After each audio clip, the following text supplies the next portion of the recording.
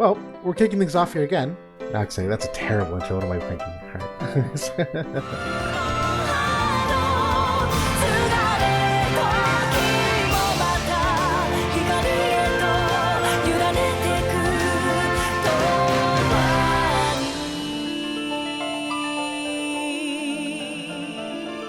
'Here we go, episode 39. Welcome back to the Leonis Report, everybody. Monday evening, JB and I.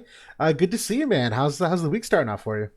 Going good. Had the day off today for the national holiday, so I was home with my son and had some fun. Brought him over to a local arcade and played some games and won some prizes. So it was a good day, good weekend as well. How about yourself? Nice. Honestly, took it easy. I mean, we did a lot of traveling the week before, and we were kind of all over the place. So, just enjoying the long 3-day weekend to catch up on some sleep, do some chores, do some gaming. But that's basically it. I actually ended up recording yesterday. We're editing right now. I kind of pitched around. I did a Hot Ones challenge, the Hot Wings sauces, and I was asking for question submissions. So we did that. They're all Final Fantasy related questions, and it's quite entertaining. So I'm working through that edit at the moment. So that's a lot of fun to do. But yeah, it was good. So are you doing that for your YouTube channel, or you were just doing it with some friends, or what was kind of the story behind it? We love watching it week in, week out. I think it's super fun. I enjoy the challenge of spicy things, and so I've enjoyed buying like a couple random ones in the past. The girlfriend is like, "Look, I'll just buy you all of them, and I'll let you do it." And so, I'm like, yeah, this sounds fun. So I kind of try to figure 2-in-1. Let me at least record myself. I can like intertwine it with Final Fantasy and make some kind of different content just on the basis of torturing myself, I guess. But yeah. That's fun. Yeah. I'm actually a big spice head too. There was a place not too far from us in Cambridge back in the day that I would go to, and they had something called Hell Night that they would do every year, and they cooked, with the ghost peppers, and Yep. you had to like sign a waiver to get into the place and eat, and yeah, you'd just be sweating and torturing yourself eating this like incredibly spicy food, but It's fun. yeah, it is fun. But yeah, on that topic of spicy things, I don't know what kind of segue this is going to turn out to be, but we have a whole bunch of stuff to go over tonight. Where we did get the news release today, which is kind of irregular. It used to, over the past month or so, get pushed a couple days forward in the week. But we have news about Bromwell that we're going to talk through. We have a new vision card, and then Khamral finally coming. They're kind of catching up on the road to worldwide. We have a couple very small plus 6 weapon upgrades, but there's one in particular I think is very interesting to talk about. There's the new raid item that I figured maybe we take a couple minutes, kind of talk through some of the thoughts. Just yeah, either way. Limited Guild War is also announced. We can talk through some of the strategy with there, and then more than anything, we're going to talk to start here about the global exclusive upgrades that we got for units that were much anticipated. Esther, Sylvie, Shadowlynx on Ice. We actually have some replays of them fighting some of the top meta teams. This is like a very small showcase there, but for now, the global exclusive updates. They finally did it. That was a real nice welcome surprise. How do you feel about them overall in terms of just generally speaking? Overall, I'd say that they're pretty disappointing. I think that I mean, there's a couple of good ones in there, like a couple of good pieces, but overall, I think pretty lackluster. I would say, and I don't think, especially a couple of notable ones that we'll talk about, don't stand up to the meta right now at all. How about you?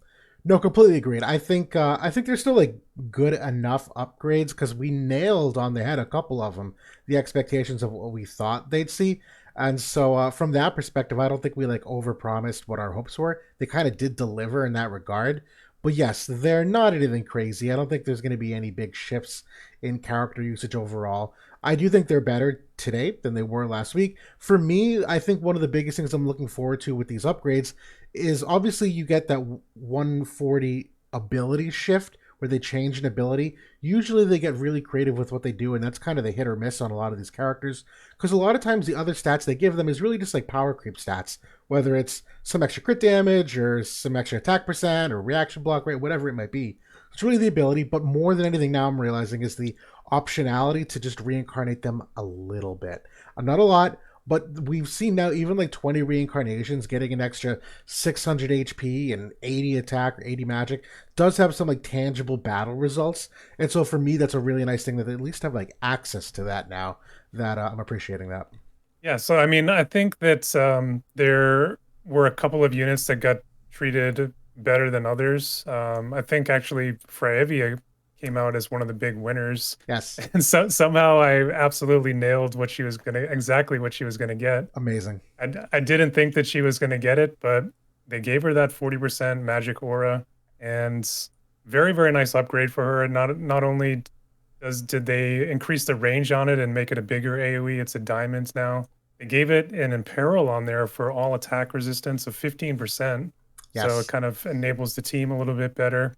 It helps her AP situation a little bit. That was already there, but she gets haste now, which one thing that I actually didn't like on this, because what I came to find, similar to other auras, is that there is a turn count associated with them, Yes. even though it's not specifically listed here in wotv calc. So it is 3 turns. Obviously when she's hasted, that those turns are going to go by pretty quick. So Right. one thing I've actually been doing is throwing Balo's phone on her. I don't want the haste. So I want that aura to last, the other people on the team, and make sure that they're getting that damage mitigation. But overall, I like this quite a bit. I think it's a big win for the ice element too, with A2 coming in. I think they could be good partners. She's in the warrior class, so the new Lucio unit from JP could be a good partner for him as well. Yep. So I like it quite a bit. Did you ever test and find out whether or not the Emerald Echo applies to it with the buff duration? I don't believe it does. No, Damn. I've heard other people talking about it, but I didn't specifically test it. But I don't believe that it does. Got it. I know that was one of our burning questions on the haste topic. And yeah, you're right. That's a genius way to get around it is the Balophone. I know for me, I would probably just like nuke her agility, if that makes sense. Like intentionally make her so that she's only a 1 buff unit, and then just hope that the haste kind of like gets her back to a normal turn rotation as opposed to a below average turn rotation. That's probably the like most practical way to do it. But yeah, this is a great limit break upgrade, regardless of that little wrinkle in the turn order of things. That the extra healing power, I thought this is very creatively done. I learned something for the first time that apparently healing power up and down is capped at 50 in the game in terms of the maximum upper bound and the maximum lower bound. I actually never knew that. And so the whole point of this being 70 is to counteract if someone gives her healing power down. So if someone brings you down 40, this 70 is there to counteract the negative and still get her positive to a degree. So I thought this was bonkers strong at first, but instead it makes a little more practical sense. But I thought that was just a fun fact to share that here. Either way, 2 thumbs up for what they did. I know one thing with Fryevia is that I would often have Cura turned off in the past, just because her magic isn't all that stellar and she didn't have a ton of healing power. So you would like to have an AoE heal, but it just wasn't worth the cast time. Yep. But with this here now, with the 70, I actually prefer that over the Curata, because she can fill up your health bar to the maximum with that now. So it's quite nice. Yeah. No, this is a great upgrade for it. I definitely think she has bumped up my personal chart for the best ice tank. I thought it was debatable with Snow for a while. Agrius, obviously, unfortunately, is kind of slipping, at least in regular content, regular all options auto PvP. But I think this is cemented Fryevia over Snow for me. But again, it's only a 1 battle limit break upgrade, so that's kind of the downside. But overall, I think she's a lot better, generally speaking, too. I mean, that 140 upgrade here is nice. Yeah. Especially right now where we're in such a heavy magic meta, and there's not as much fire around either with kind of soul and fire evade. They're there, but not in the forefront as they were like a couple months ago. No, definitely. And then some of the other ones here, we'll touch upon. We'll go Esther here first, because this is kind of like more of the fan favorites, I think, and had a shortened window of usage that we thought she might have. But upgrades here in terms of the mastery ability. She got an extra bunch of pierce resistance here, 15 extra pierce res. They gave her 15 unit res, which I do like that. They gave her a damage buff that when her health is above 70%, it's a 10% physical damage increase. And then her 140 is the bump to the crit rate, which I was thinking through this. I didn't like this upgrade at first. I like it more and more that I think about it. The crit rate of 20 seemed underwhelming. There's a good reason for that. The AP consumption kind of too, where obviously you want her damage uptime to be there. But I realized that the upgrade they gave her on the 120 is a very, very good upgrade. This is that when there is a critical hit incurred on this ability, it's debuff resistance of 100% for 3 turns. That literally means there's not a single debuff in the game that can affect her for 3 turns unless you dispel this, I'd imagine. And so we were talking about survivability things. I actually think this is an exceptionally good one that I hadn't considered in terms of like nullifying any kind of debuffs on her. I like that too, and I think that's a good call. It is synergizing with this because it does have that crit condition. Though on the other hand, they could have just removed the crit condition, and because she's not an exceptional crit unit, Good and point. kind of gone that direction. Good point. Because I mean, just like in a silo, when you're looking at it, like it's very underwhelming, especially where the MA2 kind of having that condition of being above 70%.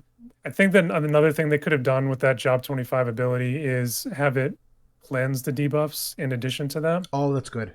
Yep. because it's really not that. I mean, it is much better than it was, but it's not really that much better. Like if you had like some other debuff resistance going on in your trust stones and stuff like that. So it's good, but not great for me. I'm with you. I don't think this has changed any opinion of mine and my intention to use her. I am kind of happy I honed in on that like anti-pierce niche. That extra 15% does make some sense for why they added that.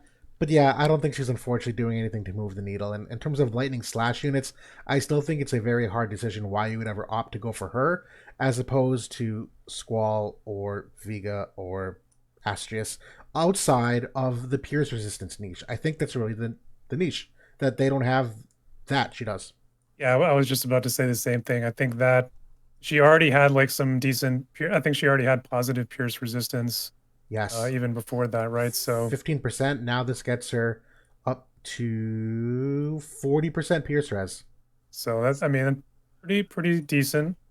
Especially there's other units within lightning as well, like Alphonse, that are very stout against pierce damage. So I think that Gumi has recently been doing a lot of anti-pierce stuff, despite the spear meta never really doing much of anything in the game. Now, So that is a little bit disappointing to me, but it does have me interested to see, like, it almost is like that initial kind of fist meta. It kind of is bringing me back to that, where we had those initial fist units with Full Metal Alchemists. Then we had some units come in that kind of like Howlet and Reagan that really kind of shut it down a bit. Then Alaya came out and just blew those guys out of the water. So I'm wondering if that's what they're trying to set up here with the next Pierce unit that is going to blow away these heavy Pierce resistance units. absolutely. I don't know, kind of a tangent there, but No, it is. Well, Volk will be coming out eventually, and it actually synergizes well with some of my thoughts on Shadowlynx on Ice, which we'll talk about soon. Not quite yet. But we'll talk about the next unit here is Sylvie.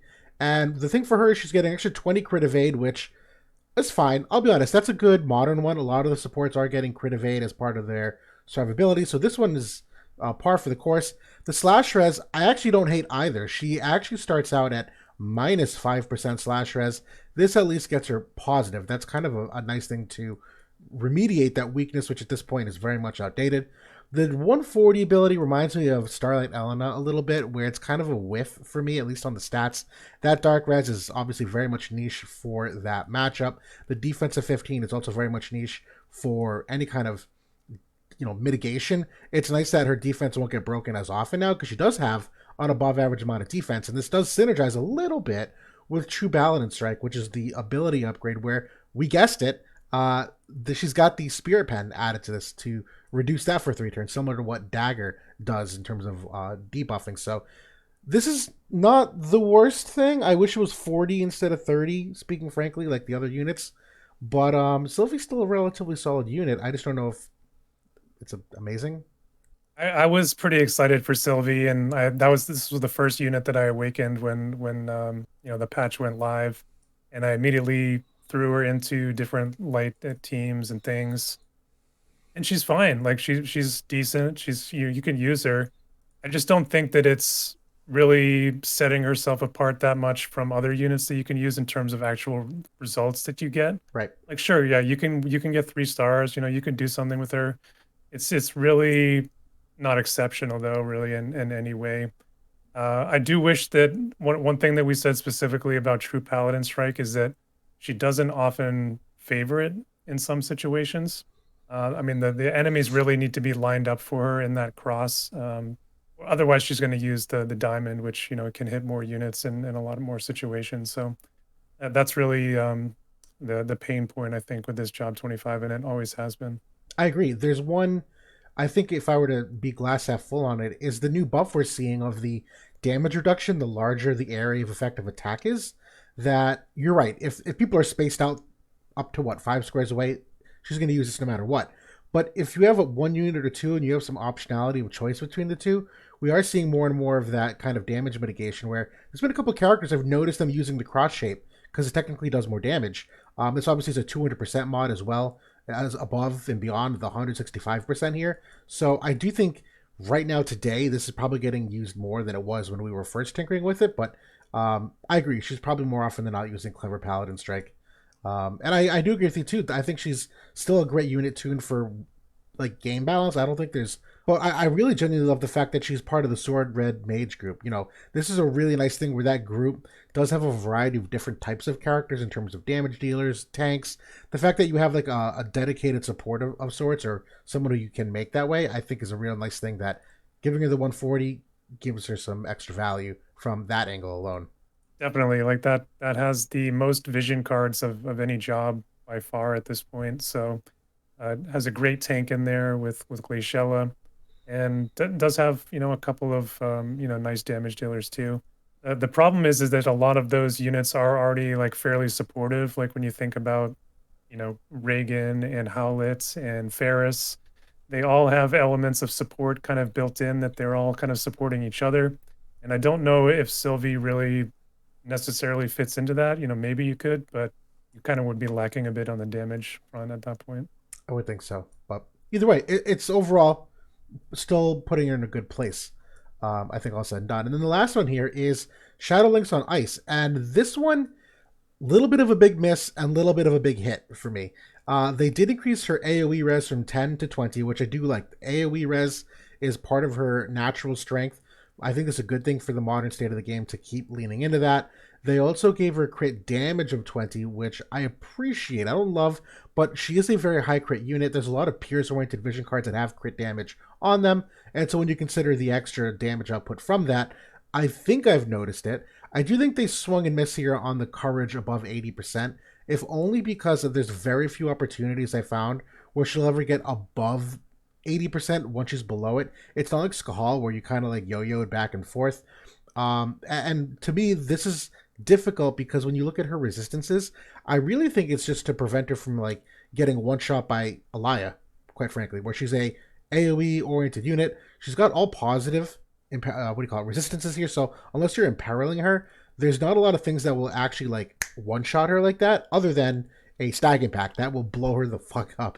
And so this is kind of nice that you can kind of like ignore gearing for that at all, knowing that you get one get out of jail free card, because her damage is actually relatively substantial from what I can tell. And the two things here with the dream ability, Piercer has pen of 20, which is awesome. Because you get 10 more from a Trust Stone passive. We were just talking about like those increasing levels of Pierce res pen. She's kind of unique in that regard, that she's above average for what she can achieve. The decreased chance of being targeted, I actually appreciate as well. That's kind of a strat I've been playing with here to keep her kind of either off on the side or somewhere away from teammates. That she's very, very flimsy still, relative to, I guess, many units. And so that's certainly nice. But the last thing, and I know I'm kind of drawing on here, but the perfect launch upgrade here is immense. The Dispel that is attached to this and the healing power down of 60. This ability alone, getting the upgrade, is a massive, massive benefit to her for a variety of reasons. In addition to it being 100% hit chance, it's got a much extended range here where now it's 5 squares away, whereas formerly only 3 squares away. I mean, this is just right down the line a massively good upgrade. Yeah, I mean that with the arcing shot on it as well. So like if she's up on tile height, she can get even more range on there. It's got the range height of 3. That ability is really, really nice, especially since it's a 100% hit as well. I think that she got a couple of very nice upgrades. I'm kind of glass half full as well on the courage portion of it, although I have kind of theory crafted a little bit with using her with soul, which I thought might be kind of Oh, interesting, yep. because she, the spear and devouts is kind of the natural synergy there, job wise. And if you could pair her with, a heal back unit like a Amnelis, like maybe that could be kind of an interesting team. That is very interesting. Just a couple things I was kind of thinking of with her, but haven't actually tested out. I Just because I those love it. the devouts are kind of hiding from Vivi and Helena at the moment. Agreed, completely agreed. And I've been eagerly waiting for this because just talking about the Pierce units is a slight tangent because you and I, enjoy trying to make Pierce units worth using, and we're about to showcase some of that. But I know we've been kind of looking for that other Pierce unit in terms of our current selection. Eld seems like a very obvious case that he's going to be a forefront centerpiece. I think Flagbearer Glaciella has a equal case to be made. Dialdo, I think, is still there, but it's ever so slightly fading just in the Magic meta and other areas that he's still the very obvious choice number 3. But I think Shadowlynx does have a competitive reason to be in this conversation now where she formerly wasn't. I actually do think Oberyn with his limited break upgrade too. I did some testing with him, way better than I thought he was. But yeah, I think he did good things with her. I think yeah, she can do a lot of damage. It's just you got to think about how you're gonna make her survive to kind of do more than 1 or 2 hits, and that's kind of the challenge with her. Yep. But I mean, you could throw the zombie TMR on her. You can do different things. She does, like you said, she has the hate down. So I do like the pierce attack resistance penetration. She has 20 baked in. She can get up to 30 with the trust passive. Or we have isn't the Stas spear like is that one 20% So from that one's Aranea? only 10 if I recall. Okay. We will look that up live, but I remember that being underwhelming because it was equivalent to a trust don't passive. Yeah, they didn't upgrade that. Yeah, that's bad. That's really bad. Although we're waiting on a +6, Oh, that's true. We didn't actually get the +6. That's right. which is odd because they already reran. So they just Yeah, never. they gave us all the units, but none of like the stages or events got upgraded. Yeah, that's unfortunate.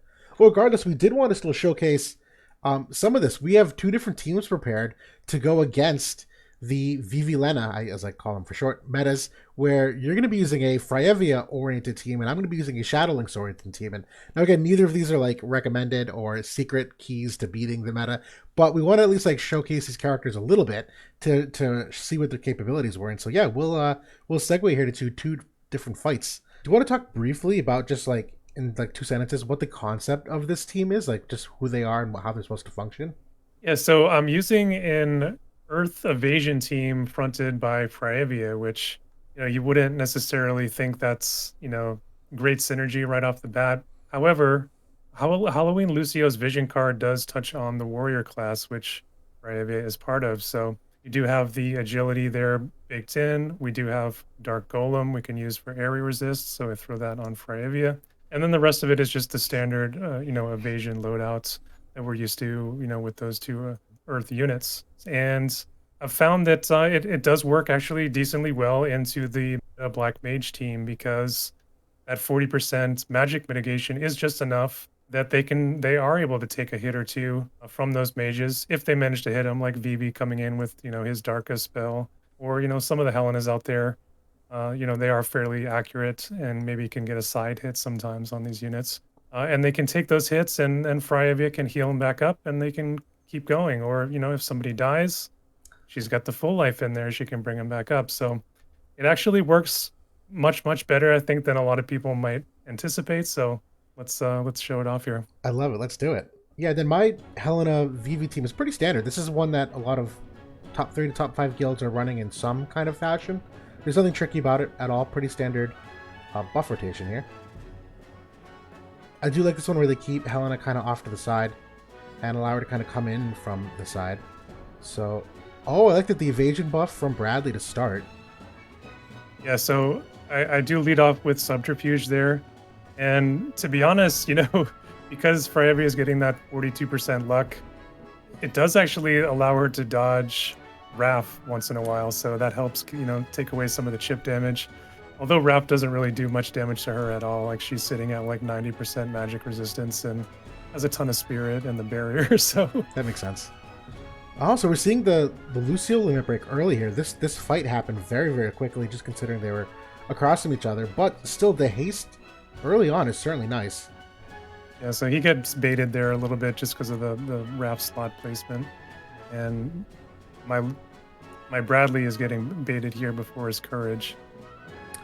Okay, so I see some of the, at least maybe some of the downside risk, but Fryevia still should maintain the hate enough that they should come to her an attacker that I'd imagine, even with all their evasion baked in, it's likely not a problem early on here. Dispel Slam I still like, the healing power down for Raph along with the Dispel there. Yep. Building up a half decent chain there against Helena, which unless So she limit breaks. Oh. Yeah, Lucio is going to die here. Do you think Bradley can clutch us? Interesting. She's not attacking Fry. It's I guess she didn't have the range height there. Yeah, but Knight's Blessing, very creative TMR usage here. I would love to see if this team can 2v3 this. It's possible. I'm hoping that Fry can get over there and get the raise. Clutch full life, yeah. Because this is not good for me right now. No, already out of AP at the moment. At least from Bradley. He's tanking that damage relatively well, though. We're still waiting for that Fryevia limit break, though. Yeah, he's taking the hit without the without the magic mitigation. Dodges that one there. It's a big one. And I really need to get Lucio back in this, or I'm in big trouble. Yeah.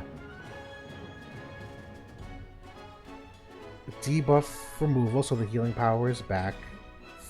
Or at least the healing power down is gone. Oh, what is she channeling? She's just going to heal up here. Yep. Well, we're going to, by the skin of our teeth, see if we can res Lucio with one turn remaining. I don't think it's going to... Oh, it might happen. She's stuck in a heal mode here now. Yeah. Still missing Bradley. I mean, this is still, like, all things considered, lasting longer than most fights do against this kind of team. Yeah, it's really not. It's really much better when I'm not baited like that. So I don't know if something happened here in this mode that my agility is off or something. I'll have to double check if I'm using the right trust stones here. I don't think you're out of it though. I'm still really intrigued by this. The calculator Ren coming in. Can he secure the kill on Raph? Can Fry get the limit burst, please? Right, the one thing we're trying to show off so here. Slow. The one thing we're trying to show off. Oh, the counter recovery.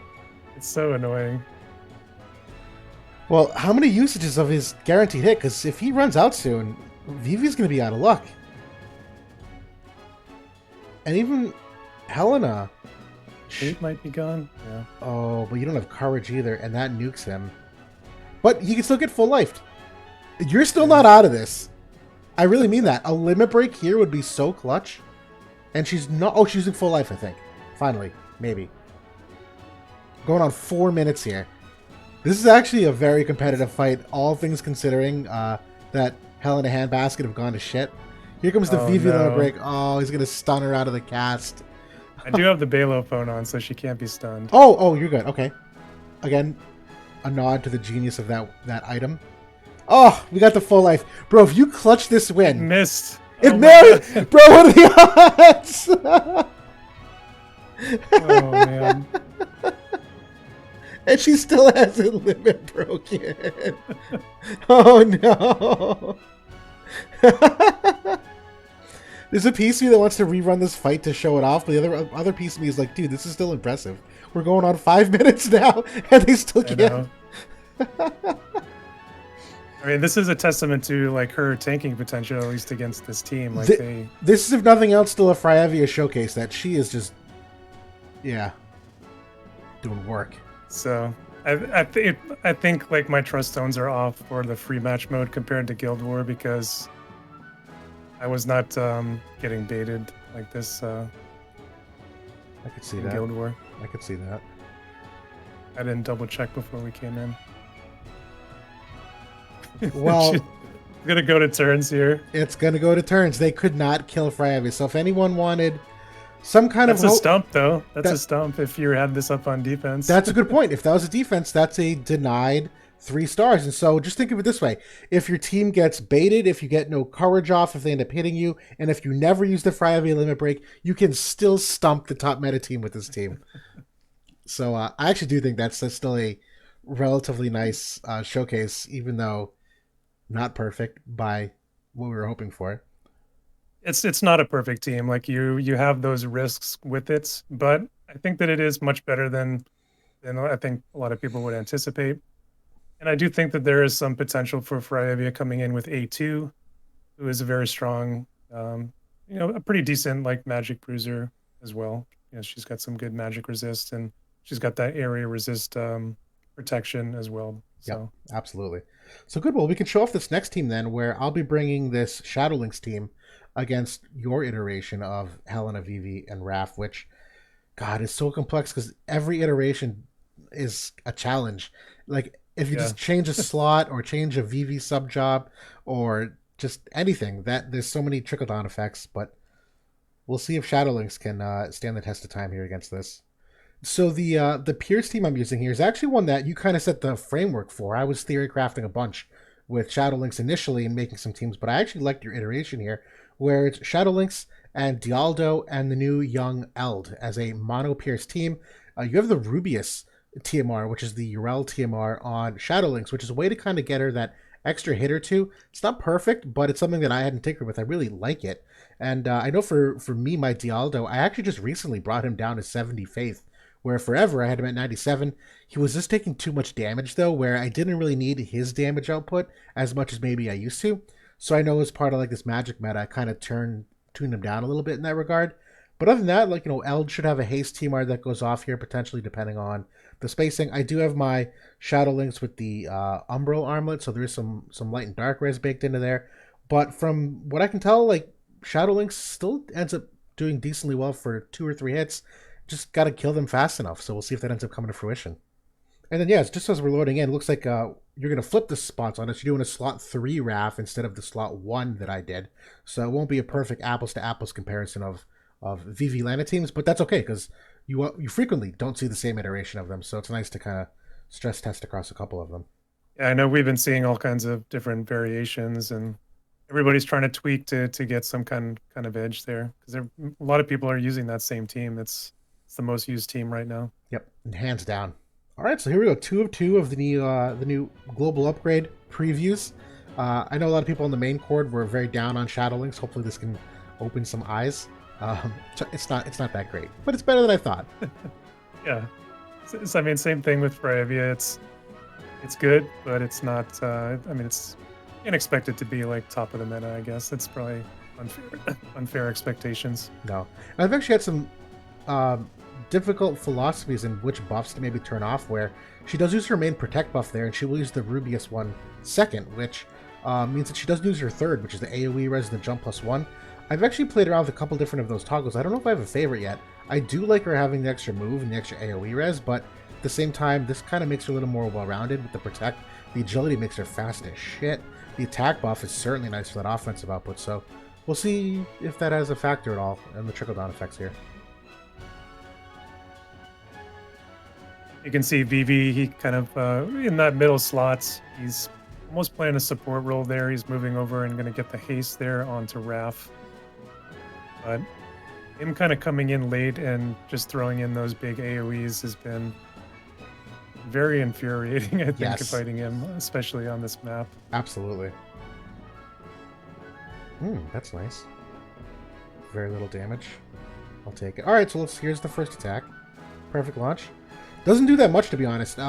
There's some times where I've seen it do a lot more than that, typically on a chain, of a Pierce chain, but at least removes the haste and all those buffs.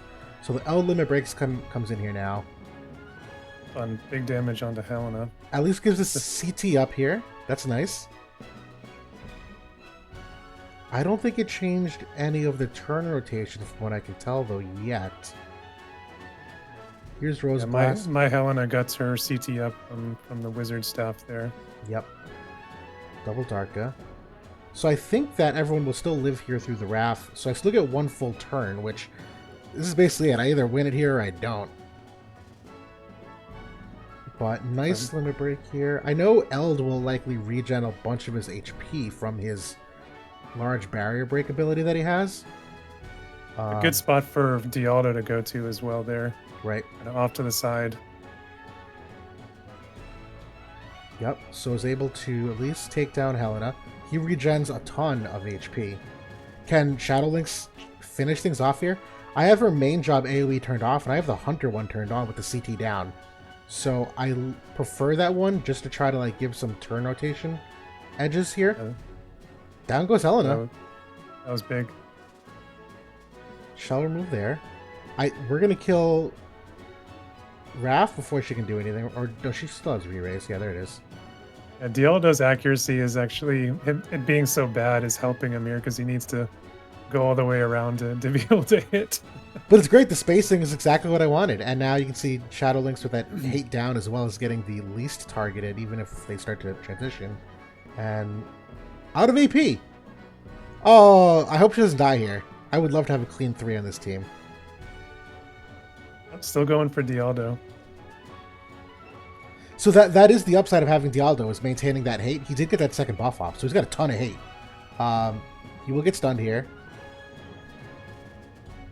Yeah, Vivi's toast. And there it is. I like it. That is a Pierce team going 3-0 on a Vivi Helena meta team. That was perfect.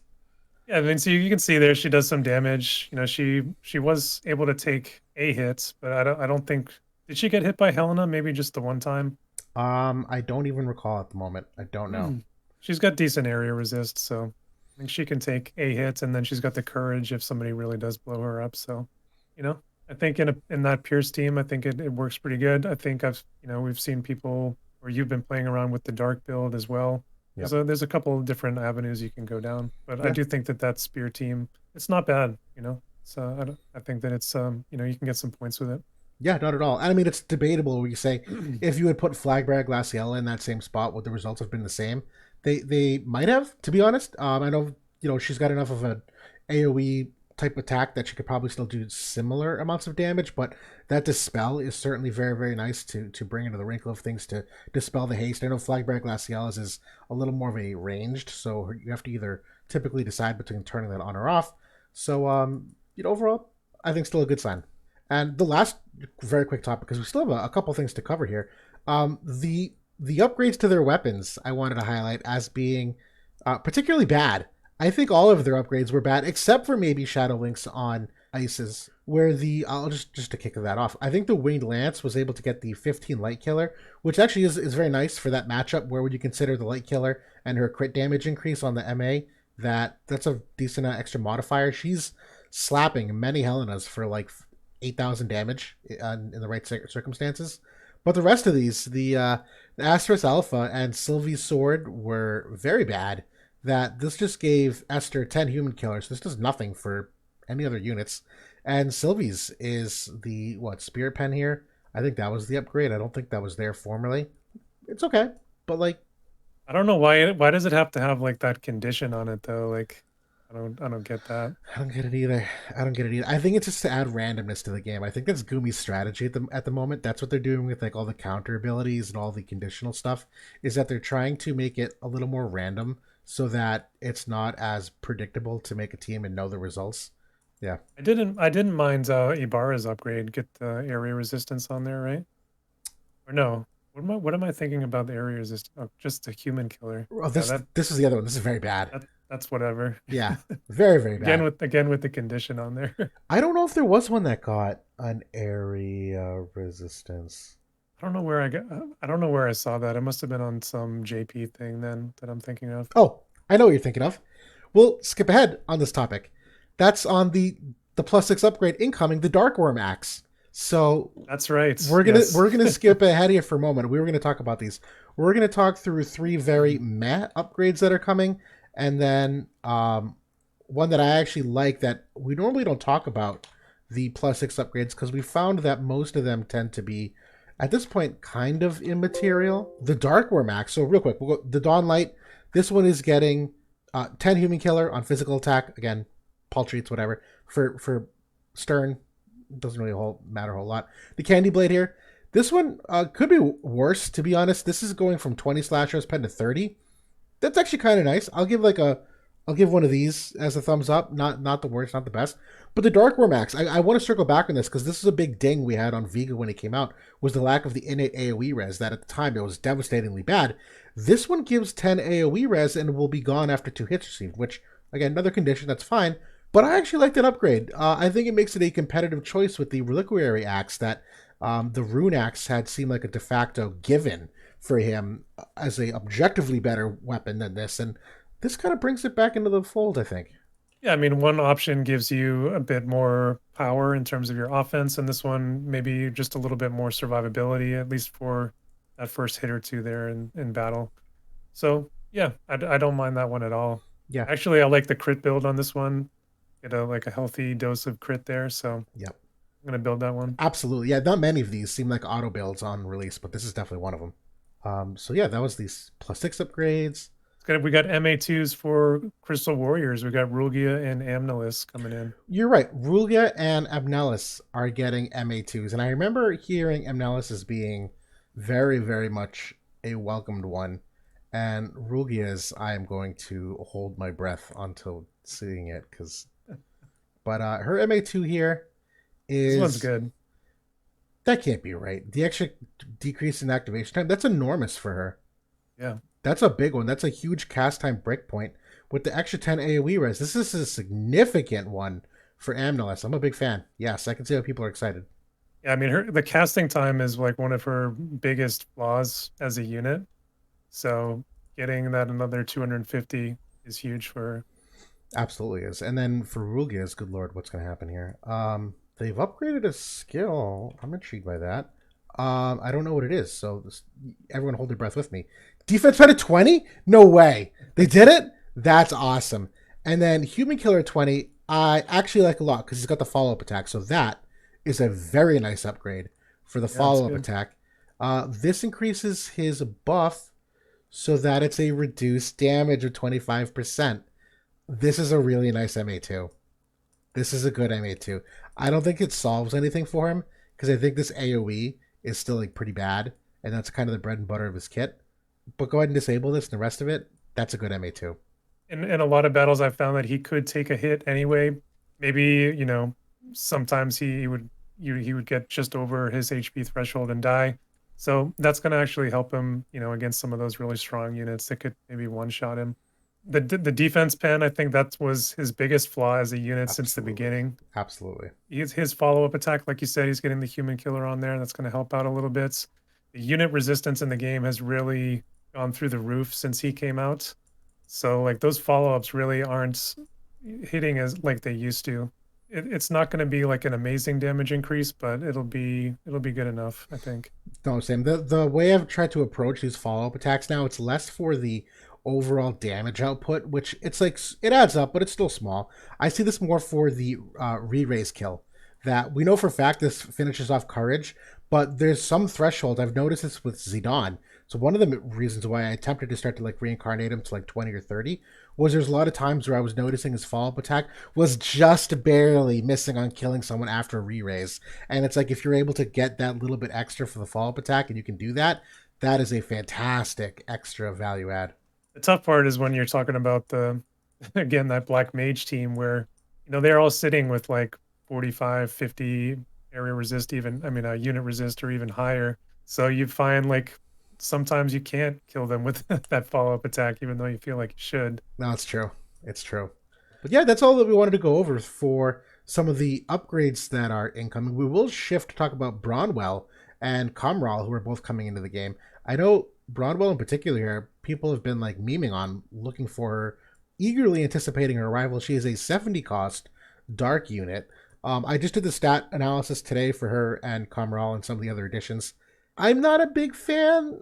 I can see why 70 cost is kind of nice for limited stuff. I don't think there's anything in the kit that wows me from a utility perspective other than the amount of like barrier break and the protect removal. I think that's certainly very nice. There's two different forms and one is shell removal as well. But I don't really see like a I don't know. I don't know. Maybe I just need to see her in action. Because this limit break's not the worst one either. She does have some games she can play with the decrease of defense pen and spirit pen, which obviously helps characters like Raph and other bulkier units. So I know she's a solid unit. I'm just not like eagerly awaiting her arrival. I think it's just me. I mean, Gumi should have just given us this unit. I mean, let's be real. For as reparations for Road to Worldwide, this should have been just in our inbox. Sorry, guys, we really screwed the pooch there. Here you Yeah, go. yeah, I agree. But people are going to pull for her TMR. Yes, Um, good TMR. it's a very good TMR. If you didn't get Brad or you didn't get Ferris, it's a 2-use haste TMR. And the secondary effect is actually very nice. You think about AP consumption 25. That's very helpful. Think about like my Lucio there or my Brad running out of AP. Like this would have been nice, maybe potentially there. Yep, got luck on it too. I 50 actually luck. I think that she's a pretty good unit though. Like not RAF level, like not 70 cost RAF, but I think she could be a very good partner for A2 actually, because she does have those barrier breaks. Yep, If you think about kind of that anti-pierce team as well with A2, Bronwell fits right into that. She also has the pierce resistance buff that she can pass on. sure can. So I don't know. It's not bad. Not one that I would run out and pull if I didn't need a haste TMR myself. So I'm thinking about maybe skipping it. But I think it's not a bad value for sure. No, it's not. I was trying to contextualize this from like the 70 cost introductions we've had, and I do think she's probably, I don't say top three, top five.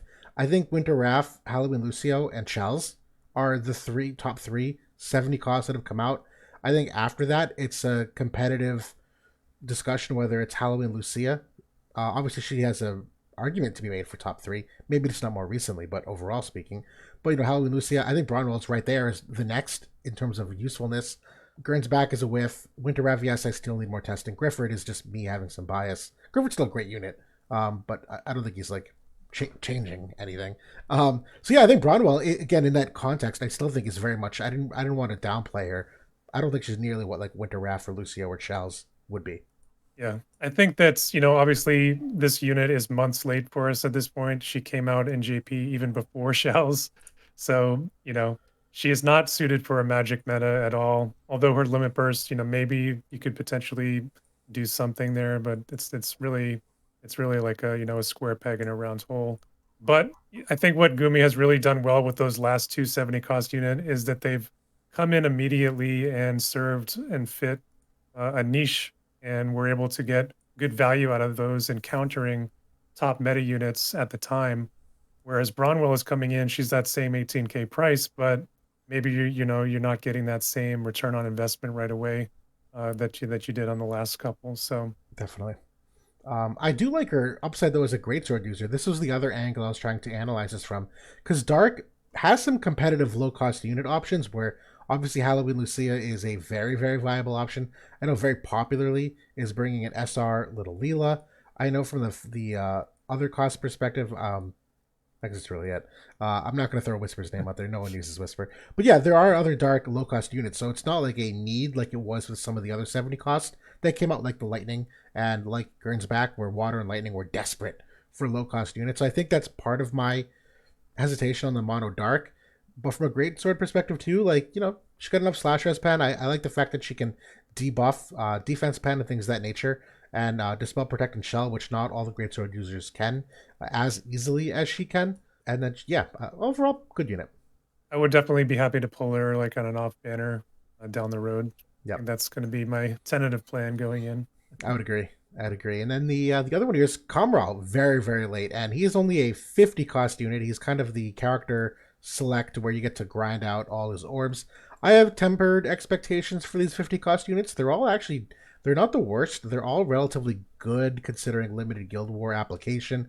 Khamral's a very interesting one here. Now he is a strike oriented unit, so a lot of people might sleep on that just given some of the anti-strike we've seen come into the game. But from a overall utility perspective, I was actually very impressed with what he brought to the table, where he has a Urel like ability that can allow teammates to dispel courage, which is certainly very nice. He's also got some abilities here where he has a decreased AoE of 30, an apparel right here, or I'm sorry, that's technically the upgraded one. AoE apparel of 30. Oh, his fatal oath is upgraded so that it dispels follow-up attacks too. Oh, that's a good call out. Yeah, it also dispels follow up cast. That's a little more niche, but hey, that's nice. There was something else that I remember seeing on him that I thought was very noteworthy, and now I can't remember what it is. Either way, good utility for strike and for fire. I'm not excited. I don't think there's anything crazy here, but I think like his biggest use in JP was, I mean, when he first came out, he obviously has got the fatal oath there, which only one character so far has gotten it. That's Urel. It's a very, very good ability. His is even enhanced, like I said, with the additional dispel. But he has the 3-hit chains, the 3-hit Star Strike. So he was a guild raid unit in JP. So Cool. another one in the coffers for the fire element. If you were putting together like a fist team in limited guild war, the AoE in peril for Perrine is very, very nice. Yeah. So you could do much worse than that for sure. Yeah. Overall, not a bad unit. I think I might have been looking at the sniper sub with the dispel. That might have been what I noticed. But not high hopes for that. But regardless, I don't have a lot of other analysis quite yet. But from a fire perspective, I know that's another element where lower cost units were kind of difficult for fire to come by. Revelka has a lot of limitations. Then again, Khamral does too. But even below that, like Mish is kind of like a meme character. Naya certainly is kind of, I think, the only one that ever got used in a low cost format. Their 70 cost units only recently got shells, so Khamral is kind of a nice addition for the element at the very least. Glad we're finally catching up on this because months and months late at this point. Seriously. Yeah, and so we do also have a new vision card coming in here. It's the, I'll just call it the Elserel card, but it's really the Bromwell vision card, however you want to call it. This is one that I'm really not sure about. I love a couple of the effects. I don't love a lot of the characters on the card. I don't love the opportunities that you have for main slotting this card. It's okay. I'm really stretching to find a lot of good practical usage of it though. Yeah, it's a secondary vision card until one of those groups gets a compression card, like an agility unit resist or agility area resist or whatever. Then it's something you absolutely might like to put into the main slot and get the debuff weakening 30%. Because like you think about a character like a Rain or like a Joom. I believe Joom has it as well. I think she does. Rain does for sure. He has that built into his passive for some debuff weakening, and he has all that area resist that he wants to protect. So there's very natural synergy there with some of the greatsword users, but they just don't have the card like the Full Metal Alchemist or the Melania card to be able to really pull this in. And debuff weakening is reduced to 40% efficacy in your secondary, so not the best in terms of like efficiency there. No, but obviously the defense get nerfed to all shit, and I think the 25% HP drops to 12%, something around there. Off the Now top of my head. that one should be 20%. That one is like 80% Okay, effective. okay, okay, fair enough. That's still certainly nice, but I think Greatsword has a fair amount of HP ones off the top of my head. I could be wrong, but Dagger and Katana still working on them. We'll see what happens the months coming down the line, but not a lot of great overlap here yet, anyways, with a lot of the other classes. So this card, jury's still kind of out on. Yeah, I mean, it's still not bad in your secondary. Like if you're kind of trying to build a team around A2 kind of coming up here, and you want to pair her with Astrius, I think that's a good choice. Is it worth the 10K? Like this is not a hollow. This is kind of, again, this is an older card, so Right. should be the normal 5-step, just like we got with the Heinleer Dragon VC or whatever. Yep. So I don't know. If you don't like the hollow VCs, maybe you jump in and get the 10K card here. Absolutely. Absolutely. So good. And then I think really the only other things we want to discuss was a little about the upcoming limited guild war, and then maybe just circling back on the raid item this week. I know I farmed the new raid item, which is kind of that Gauntlet of Sharpsteel. We talked about this because there was some confusion on the effect. I'm pretty sure this is not a critical hit. I think it's just the HP, if I recall. And I have been thinking of more ways to implement this. And there are more and more characters I've noticed that have healing power down attacks that would like that slash res pen, particularly in rainbow parties. I know Hyo came to mind as one of them. Obviously, current Asgius does as well. I still think Halloween Lucio is a great candidate because you technically can flex that accessory slot for him, where he's got the evasion on his axe and on that TMR. So if you wanted to go for him with the extra slash res pen, because that's my big thing for Halloween Lucio, the moment you take him out of mono earth teams, it's a pretty big damage nerf from him because you lose a lot of their mods and penetrations. But yeah, I can't. Oh, I wonder if that will stack with his buff that gives him the extra 10. Should. Yeah, I would think it would. So it would Yeah. he would get like an extra 20 on hit over what he can do. That's pretty good. I'm a big fan. So that's a couple one that came to mind immediately. There's still more and more slash oriented characters that I like forgot had healing power down, and that's really my big condition. If you don't already have healing power down, I don't think this is very good. But I think bringing this from like someone who has 40 to 50 is It's nice. Because I don't think 20 slash res pen is all that great on its own. Although this does stack with touchstone passives and whatnot too, so maybe it is. Yeah, this is a tough accessory still to Theory Craft. Now that you say that, I like that quite a bit because Lucio has the slot to be able to use an accessory, Yep. and he needs the slash res penetration when he's not in an earth party Yep. and not using those earth cards. So yeah, good call out. Thank you. Well, that's why I was particularly looking at characters like Hio and the Greatsword users, because I was looking at the Greatsword when I was doing my analysis on like potential mono Greatsword teams. I don't recommend it, but there's no slash res pen card here. Now you can use the Exorcist one, which does have a Greatsword triple hit on it, but they have no slash res pen on any of their vision cards. So I thought that was really interesting that you have an item that maybe can allow that for a Greatsword oriented unit in a Rainbow team. I think that's really where you're going to get the most benefit out of it. They do have that dark res card that has slash pen, right? Oh, they Yeah, do. What was I thinking yeah. then? I might have been thinking of a different slash oriented team then. Maybe the Axe group. Could have been the Axe group because of Halloween Lucio. That could have been it, where they did not have a penetration here. Okay, yep, it's probably it. I know that dark res card is not necessarily the first one that you would want to turn to, like in a physical greatsword team, though. So like that's still a consideration because it's like a magic stat card. It's kind of a weird combo. But like It's a if great I'm combo. having like Rain fronting the team, like it's maybe a good card to have on him. That's like my main usage I've found out of it. Interesting. I like it. We're pretty much wrapping things up here. We have limited Guild War here, where the big thing is buffs to both Great Sword and Dark units. So obviously Bromwell oriented, but they are doing something where kind of complex. They're limiting you to 500 cost total characters, espers, vision cards. That 500 one can often be difficult for people to make their teams around because there's kind of an art and a science to what you drop in terms of team economy. I know, I mean, I'm sure you can speak to this too. I think the big common ones are you typically will focus on characters. Number one, you do very little focus on vision cards, just create your team, because you typically will only equip a main vision card and leave off all sub vision cards.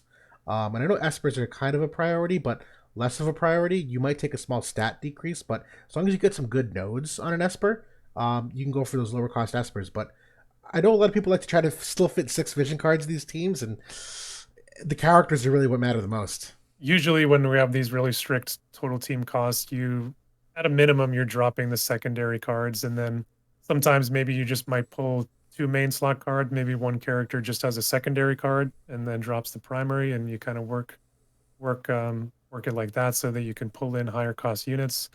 Obviously, the job teams have the advantage there because Gumi did lower their costs several months back by 10 each. So those fist teams always usually kind of come back in these restricted, cost situations, and they are favoring great swords. So maybe this is the time to build something around Astrius and Rain and kind of play around with that. That could be interesting this time. We'll have to mock it out and see what happens. Yeah, absolutely. It would certainly be nice to get a break from the Helena Vivi monotony that we're seeing Oh because God. at the top end of the game, still top 10, that is the majority of walls that we're seeing, even on offense, still very prevalent. I'm a little bit surprised. I mean, I guess at this point, they're just switching slots around and switching sub jobs, and that's typically good enough to keep people on their toes because every iteration adds some different randomness. I did figure we could take a couple minutes just to. This is something that I'd prepared on the side to talk about how you deal with Helena VV matchups because we did the showcase, but we didn't really speak to like things you should emphasize. And I know between our conversations offline, just some bullet point tips, at least like some things that I have found, and we'll kind of go through these systematically here. I know for one of them is to always try to maintain at minimum 20 spirit, where that's one of Raph's big things is that spirit in peril that should you not be gearing for that at all and she puts you negative, that's a pretty large damage increase you'll incur off of that break. So I know for a lot of my teams, I try to at least get near that threshold of 20 spirit. I've been doing it via trust stones most often, where those 3 spirit stones get you 15, and if you just put it on a random TMR that has some spirit on it, boom, condition satisfied. I know another one that I talked about historically was the magic res levels, where you want to get somewhere kind of close to the 30 plus range, so that on the Helena limit break, she doesn't make you go crazy negative on that magic res stat either. They obviously have enough penetrations that the reason for that isn't to like mitigate damage; it's really to prevent the nuke power of that.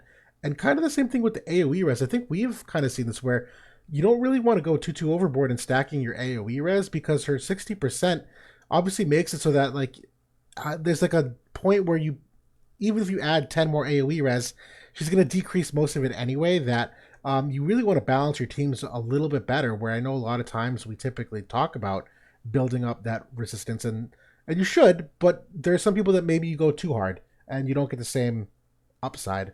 And I'll let you speak to this next one because I know this is kind of your wheelhouse here. Is that the evasion angle? And that doesn't necessarily mean like hyper evade units. Evasion in general is your friend, and you want to talk about the kind of the theory craft as to why on that? Yeah, I mean, so this is something that we've been kind of noticing as a trend for months now in the game. This was one of the ways that we dealt with Soul kind of back in his showcase, and initially in that Helena showcase as well. We showed some semi-evasive teams with wind, and that's continued to be kind of a trend, with Earth teams and with others that if you are, even if you're not able to dodge what Helena is doing, and obviously she's the main threat, but if you are able to dodge Vivi and Raph's damage and not take that chip damage or not take those, whatever they're trying to put out, that's a big deal. And that can allow you to maybe stay around and, another turn cycle and then, turn the tide in the match. So oftentimes I'm trying to, when I'm making those builds, that's what I'm shooting for is that certain amount of evasion that I'm able to dodge both Raph and Vivi, and then I'm just, essentially in a 1v3 type situation. Yeah, no, it's perfectly said. And I really can't emphasize it enough. It doesn't necessarily mean high evade units. You can make a lot of units relatively evasive. We actually saw that with the Helena, the Black Rose Mono Light team and how evasive they were. When I did my character review, I think I gave her like a C minus for evasion stat because when you consider like the gradient of hyper evade to where she is, she's way down here. But if you're not properly gearing for it, she can still dodge things. And I think that's the key takeaway here is that you can still make teams that have a hit chance that they'll miss. And when you think of characters like Vivi with his limit break, that's a massive tide turner late in the fight. If he just never uses that limit break because the hit rate isn't good for him, or if he does use it and he misses, even better, because then it's gone for, any other potential mishaps. But there's a lot of their abilities that their best abilities are not their guaranteed hit ones. If you can keep them doing Darka and Holy and Raph doing the Dark Imperil, that's a much nerfed Vivi Lena team.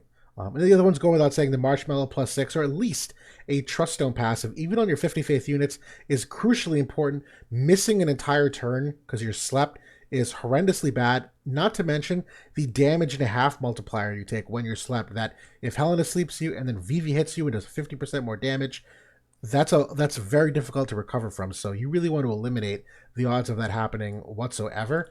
And then I still think that Dispel is your friend, and we saw that with Shadowlynx with her 120 ability upgrade. Halloween Lucio has that Dispel on Raph early. That when you talk about getting rid of some of those buffs, you can't get rid of all of them, but we just saw Vivi has like that unit res up in the haste that he can give someone. If you can dispel that immediately, that obviously means it's a wasted turn of Vivi's. It means you lose all the utility upside of the other. So I still think like not forgetting about Dispel and weaving it in where you can is still like a really valuable thing to just kind of like level the playing field, if you will. And those are the ones that I thought of. Have you found any other like decent tricks or tips here for them? Well, I mean, I'm not sure if it's. I mean, I think it's one that we know about in general, but that's not listed here would be barriers, and barriers have gained a huge amount of Yes. relevance in recent months. Whereas in the Sephiroth and Bradley days, we talked about how worthless they were, and against this recent slate of meta units, they're very very strong. You think about that's one of the main reasons why Winter Wrath has been able to 2v3 or 1v3 against those black mage teams because she has that huge 7500 hit point magic barrier, and those especially are the most powerful ones. The hit point based barriers, the percentage based barriers are fine too. I've found some use again for like the original Black Rose TMR, Yes. the 35% reduction Yep. for 3 hits. Still can be pretty good. You think about like the Blade Soul buff for the 70% magic barrier. very, very strong. Even if you think about maybe even using Vivi and trying to counter some of those magic counters against him, he can throw that on. But yeah, I think that those have been hugely relevant lately, and one of the best ways to get at that team. Absolutely. We actually saw that earlier. Your Fryevia had the Moshri TMR, which is one of my favorites nowadays. When I'm using like Dagger in a lot of my teams, those pseudo healers, that mid fight, and that's part of why Sylvie is still a relatively good unit, where you apply that barrier mid fight, does still show value in this kind of meta. That's a fantastic call out that should have been point number one on my bulleted list here. I might have been overthinking that.